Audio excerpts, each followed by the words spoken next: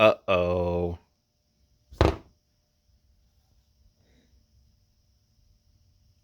Uh-oh. Welcome to Dark Horse Auto and Diesel. In this video, I'm going to show you how to replace your oil cooler on a 7.3 diesel. Should be the same for any 94.5 to 2003. This might apply to the IDIs too. I don't remember if they have the same oil cooler or not, but this is just focusing on the power strokes. And in the process, hopefully we fix this little problem here.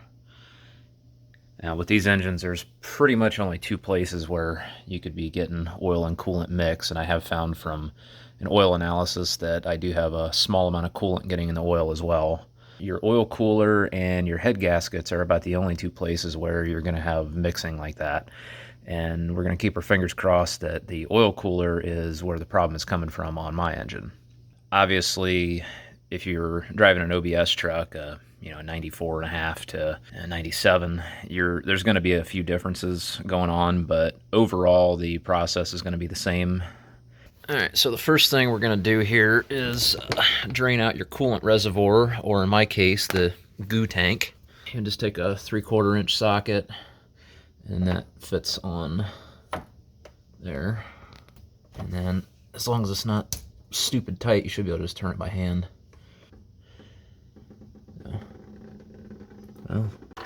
Oh, and as you're draining this out, make sure your radiator or coolant bottle cap is off, because otherwise it's just going to create a vacuum in here in the system, and it's going to just kind of dribble out and take you literally all day. So make sure that's opened up so you can allow some air into the system. Oh yeah, look at that. That's just awesome.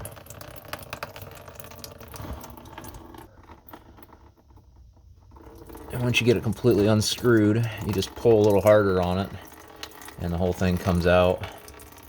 Oh, that's just lovely.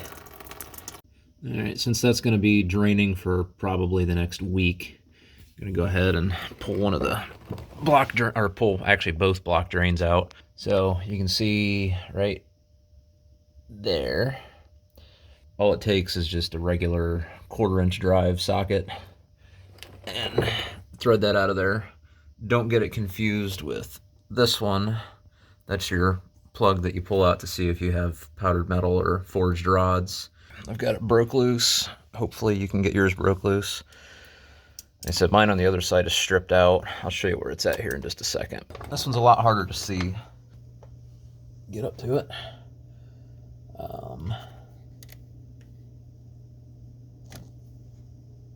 Yep.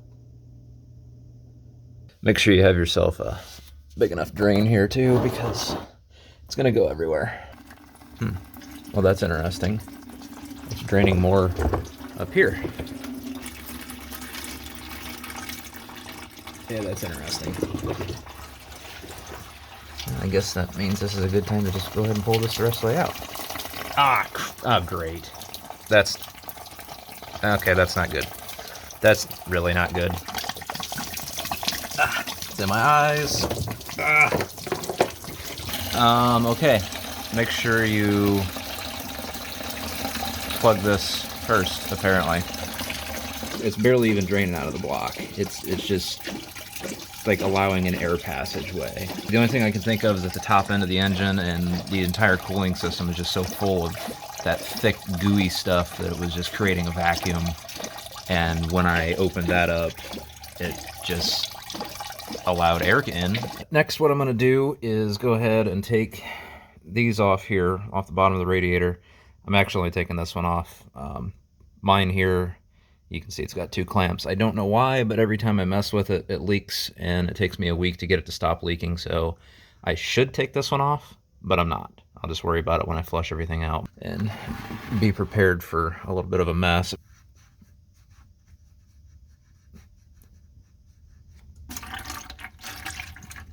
Yummy. And that's why you're going to want to do this, to try to get as much of that goo out as possible. Alright, now that it's done dripping its nasty infected goo everywhere, we can go ahead and put the plug back in. Don't make this super tight, because eventually you may want to take it back off again. and they're already bad enough to take on and off as it is. I'm sure there's probably a torque spec somewhere for it, but I don't know what it is. I mean, you can kind of tell from the rust marks on there about where it was. You can try to get it back similar to that, but what I'm doing here is just, once I start to feel a little bit of resistance, just kind of give it a little bit extra. There we go, done. Next, we can go ahead and get our oil drained out of here. You don't necessarily have to drain the entire system, but I'd recommend it because chances are you've got coolant contamination in your oil. A little trick that I like to do here on the oil filter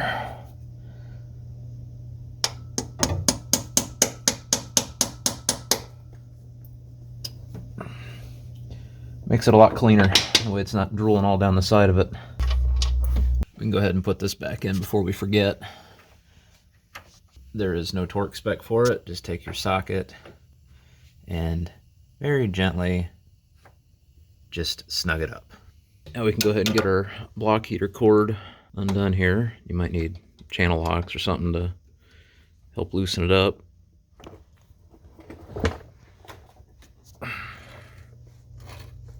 And this is a good time to inspect the cord as well, especially right in through here. Make sure it's not cracked or anything. If it looks questionable, replace it, because you don't want your truck to burn down because of a faulty cord. And it can happen. It has.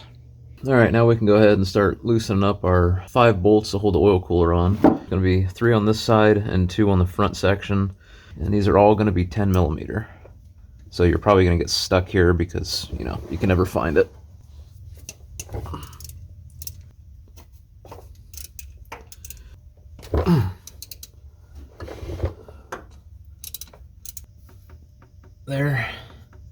There, and that one up there.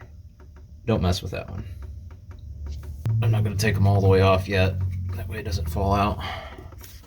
Just make sure you have some sort of drain pan here ready to go, because obviously some more coolant's going to come out, and I imagine some more oil is going to drain out here in just a minute. Right, so we'll get that just kind of part way out and give it a little wiggle here. Maybe it'll help me get the drain out a little better. Alright, yeah, it's loose. Alright, now we can go loosen up the front ones. Alright, so the front ones I'm not going to be able to show you me taking them off just because of their location, but I can show you where they're at. So I'm in front of the axle here. If yours is 2-wheel drive, obviously it's going to look a little different, but you can see this piece here is the front part of the oil cooler right there, and then on top of it there's another. So we'll go ahead and get them loosened up. Those are 10 millimeter also. Okay, I'll tell you what I did here. I put another bolt in here just to help stabilize the whole thing, and I have the front bolts out already. Now what I'm going to do is take these 2 bolts out and finagle the whole oil cooler out. So I've got the bolts out, and of course it's dripping some more. Yep, we're going to let that sit like that for a few minutes. So once we've got everything loosened up there, we can go ahead and work on getting the oil cooler assembly out. I let mine drip overnight because I have time, and clearly I'm not in a huge hurry to do this, even though I probably should be. Now we can kind of work on finagling this thing out of here, which is not exactly an easy task. Oh, and there's some more shit dripping out.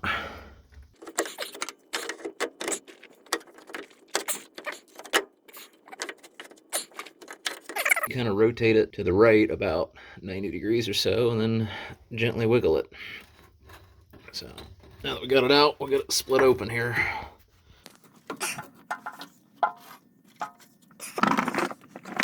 Okay, so now we can work on getting this thing split apart.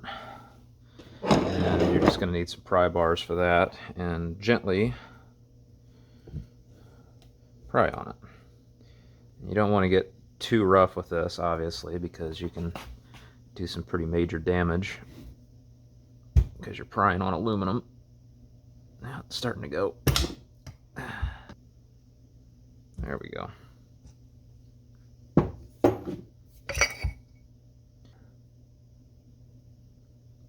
There we go. If you pry up in here, be very, very careful because that's obviously your gasket mating surface.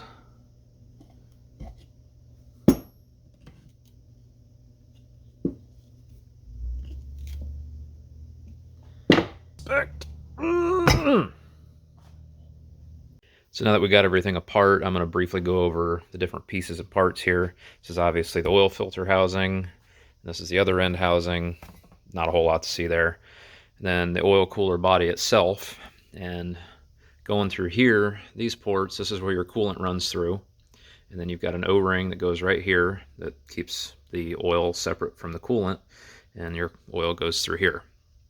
So if you're doing this job because you've noticed that when you start your truck up and it's cold and it pours oil out, but then quickly stops as the engine warms up a little bit, it's always these green ones here, the big ones that fail or that have failed, causing that problem. Now my situation was a little different here, and I had oil mixing with the coolant causing all of that shmoo in my cooling system, and I believe I found the reason why.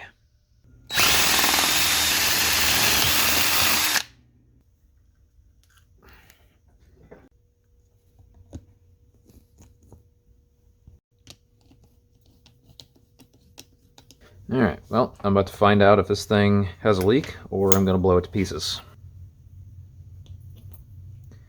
Should only need about 15 psi because that's where the factory one, or the factory coolant system pressure usually goes up to.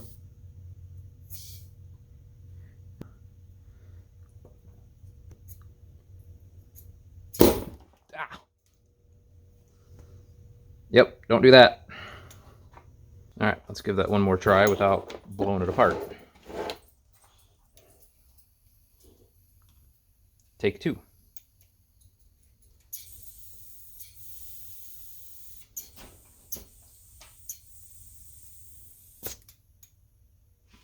Alright, so it lost all of its pressure pretty quickly, and so what I've done is I filled it with water so that we can see if any bubbles are coming up through it.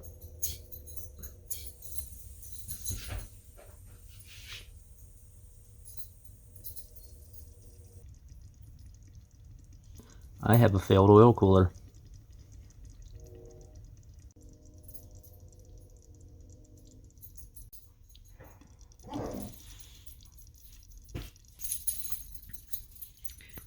And this, people, is a perfect example of why when you're shopping for critical engine components, don't get on Amazon and buy the cheapest piece of shit you can find. Spend the money, get good parts. Because chances are you're going to end up doing it again, and you're going to get the good parts the second time around. So almost 2 weeks after I order it, and long after I've forgotten where I was at on this project, this thing finally shows up. It's a brand new OEM oil cooler, and there's the part number for it if anybody needs it. You can see where I got it from.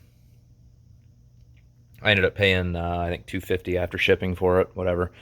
And make sure you get yourself a quality O-ring kit.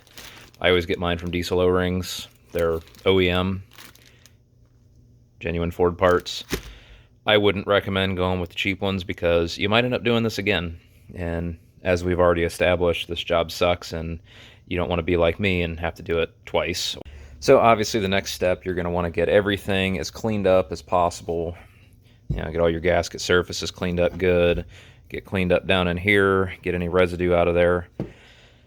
And over on this side too. Now, if you get lazy with cleaning any of it, don't get lazy with this port here. This big one.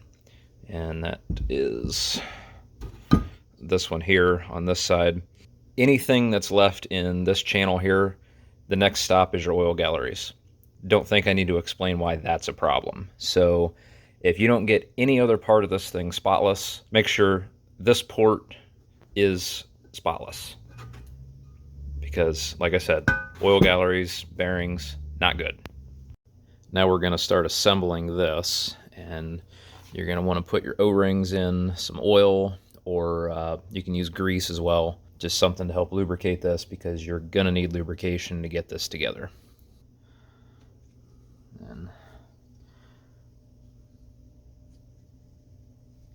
just gently work that around. Lube it up a little bit too. And that slides right there.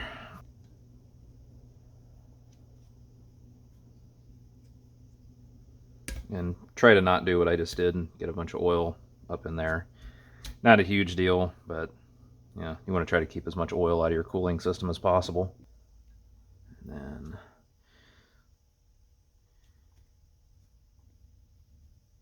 now we're going to lube up inside of here on both pieces.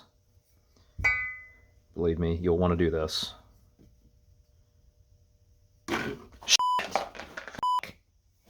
Now that you've got it all lubed up, go ahead and start getting these pieces slid together. And this is, it doesn't matter which way it goes, it can go either way. And we'll make sure we get our notch here lined up with that. Carefully slide that on there. So I'm going to go ahead and get the other piece put on here as well.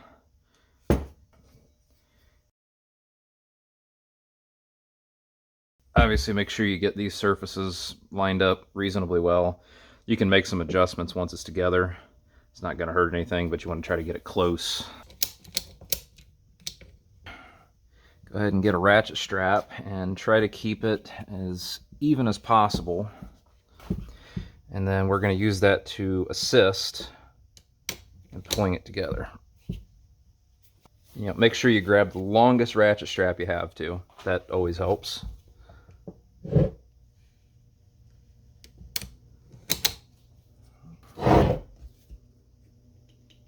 Yeah, you can pull on this to kind of even things up a little bit as you're going with it.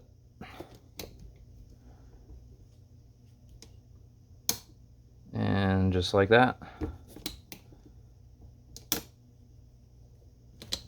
That's it. She's back together. Now, if these aren't lined up exactly perfectly, like mine almost aren't, they're off a little bit, that doesn't really matter, because when you go to tighten this down on the engine block, see, it will twist a little bit. You want to obviously try to avoid doing that as much as possible right now. But if it's not perfect before it goes in the truck, that's fine, because as you're putting it back in the truck, you're probably going to knock it out of alignment. It's not a big deal. It'll go back. Then next you can go ahead and get your block and your timing cover mounting surfaces cleaned up. I've already got mine done here. And if yours looks anything like mine, you can see there's some pitting going along up in here. Rather than trying to grind that out, which will never happen, a little trick I do is I'll just take a little bit of RTV. And normally these gaskets don't require any RTV. So unless you have this problem, don't put any here. But if you have this situation going on like I do, just a real thin layer, just enough to kind of fill in those pits. That's all you need. And I've got the same thing going on the oil cooler itself. And let's face it, this thing's got almost 500,000 miles on it, so there's probably going to be a little bit of this kind of stuff going on. So see, I've got that pit there. Normally, most people would probably recommend just going ahead and replacing this piece, but I'm too cheap to do that. So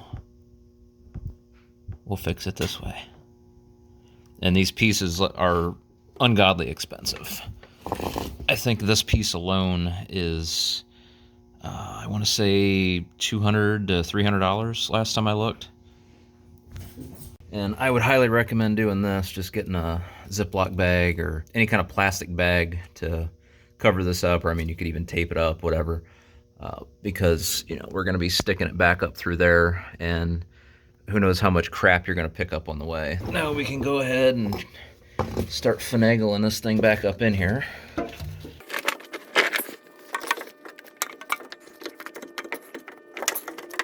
All right, then once you've got it up in there, you can go ahead and get the gasket stuck on that side, which this is where that little bit of silicone actually helps out quite a bit.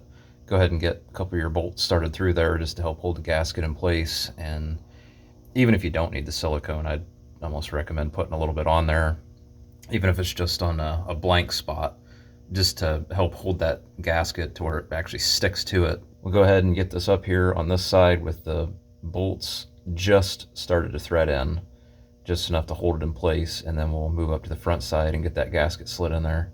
You could try doing the front side first as well and leaving it loose. That might actually be easier, whichever works best for you. Okay, now we're up here on the front side, and we can get our condom pulled off here. There we go. And this is going to require both of my hands, and I don't really have a good way to hold this at the same time at the moment. But what I'm going to do is get both of the bolts just kind of stuck through a little bit, hang the gasket on that, and then just shove it up in there. Okay, I got the bolts shoved through there. I'll show you what I got going on here. You want the gasket oriented this way if you're looking at it the way I am. The bottom of the screen is going to be the driver's side of the truck, and the top of the screen is the passenger side. And you can see right up in there. Yeah, I'm not doing that on camera. You guys can figure that out. Okay, now you should have something that looks about like that. And go ahead and start running your bolts in, and hopefully you don't drop anything.